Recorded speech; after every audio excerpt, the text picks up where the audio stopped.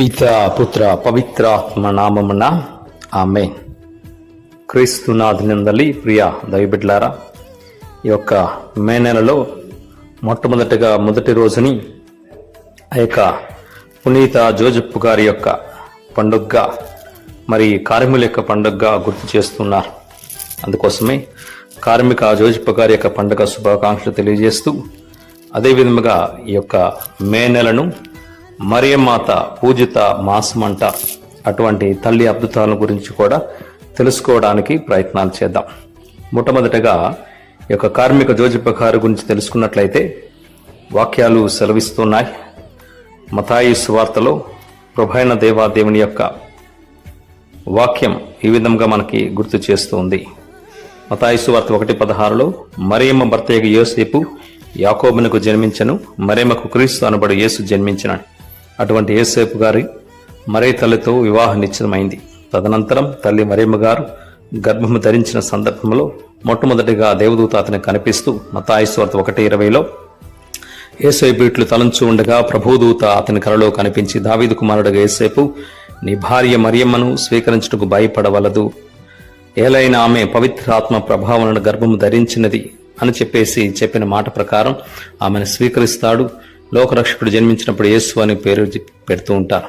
తదనంతరం ఎప్పుడైతే హేరోదు మహారాజు ఆ యొక్క శిష్యులను చంపుతూ ఉన్నాడో ఆ సందర్భంలో సహితము ఆ యొక్క దేవదూత రెండవసారి ఈ యొక్క యేసేపునకు కలలో కనిపించి, శిశువును చంపుటకు హేరోదు వెతకబోచున్నారు కావున లేచి బిడ్డను తల్లిని తీసుకుని ఐగుప్తునకు పారిపోమని చెప్తున్న సందర్భంలో ఇతను కూడా తీసుకుని పోవడం చూస్తూ ఉన్నాం. తదనంతరం మతాయి సువార్త 2:19 నుంచి వాక్యాలు చదువుకున్నట్లయితే, హేరోదు మరణించిన తర్వాత యేసేపునకు ప్రభుదూత కలలో కనిపించి, లెమ్ము బిడ్డను తల్లిని తీసుకుని ఇశ్రాయేలు దేశంగా పొమ్ము అని 3 సందర్భాలు ప్రభుదూత ఆ యొక్క యేసేపు గారు కనబడడం చూస్తూ ఉన్నాం.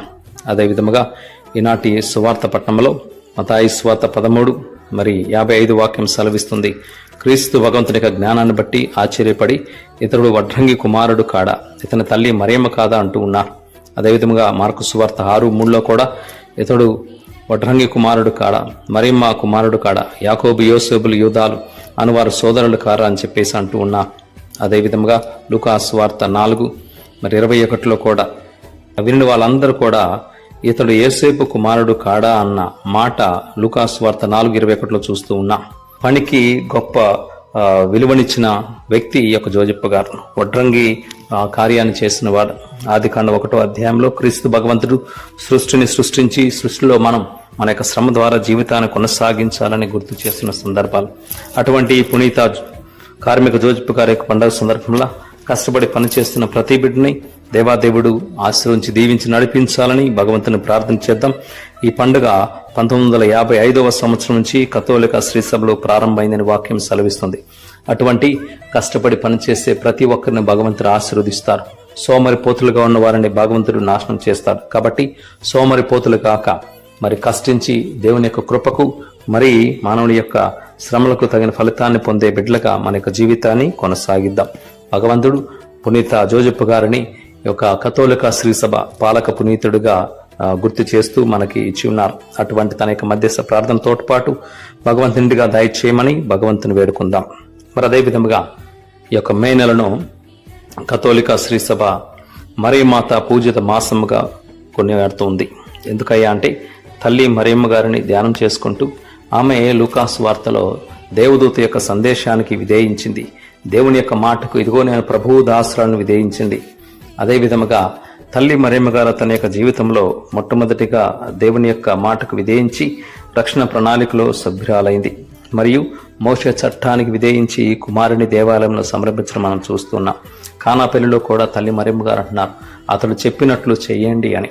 అంటే ఆ విధేయత ఎంతో గొప్పది అని తల్లి మరియమ్మ గారు మనకి గుర్తు చేస్తున్నారు. అటువంటి మే మాసంలో ప్రతిరోజు కూడా తల్లి మరియమ్మ గారు ద్వారా జరిగిన అద్భుతాలను చూస్తున్నాం. మొట్టమొదటి అద్భుతాన్ని ఇదిగో ఈరోజు మనం ధ్యానించుకున్నట్లయితే, ప్రభువైన దేవాదేవుడు మనకిచ్చే ఆ యొక్క అద్భుతం ఏమిటయ్యా అంటే, ఆ యొక్క స్పెయిన్ దేశంలో స్తంభంపై మరియ తల్లి వెలిసిన అద్భుతం. క్రీస్తు శకం 40వ సంవత్సరంలో మరియ తల్లి లోకంలో ఉన్నప్పుడే ఒక స్తంభం మీద దేవదూతుల యొక్క సన్నిధానంలో ఆమె దర్శనమిచ్చిందని, యాకోబు గారు ఈ ప్రజలు నా యొక్క వాక్యాన్ని వింటారా లేదని బాధపడుతున్న సందర్భంలో అదిగో తల్లి మరియమ్మ గారు దర్శనమిచ్చి అక్కడ ఒక దేవాలయం నిర్మించండి, ఈ స్తంభాన్ని ఆ యొక్క దేవాలయం దగ్గర ప్రతిష్ఠింప చేయండి, విశ్వాసానికి మారుగా విశ్వాసానికి నిదర్శనంగా ఉంటుంది అని చెప్పేసి తల్లి మరియమ్మ గారు ఇచ్చిన సందేశానుసారం దేవాలయాన్ని ఆ యొక్క పునీత యాకోబు గారు నిర్మించారు. ఆ యొక్క స్తంభాన్ని ఏర్పాటు చేశారు. దాని మీద మరీ నిలిచి ఉండడం, ఆ విధముగా అక్కడ విశ్వాసం బలపరచబడిందని వాక్యాలు సెలవిస్తున్నాయి. ప్రియ సహోదరి సహోదరుల, ఎన్ని యుద్ధాలు మరి ఎన్ని ఆటంకాలు ఎన్ని విపత్తులు వచ్చినా సరే ఆ దేవాలయం నాశనం కాలేదని చరిత్ర తెలియజేస్తుంది.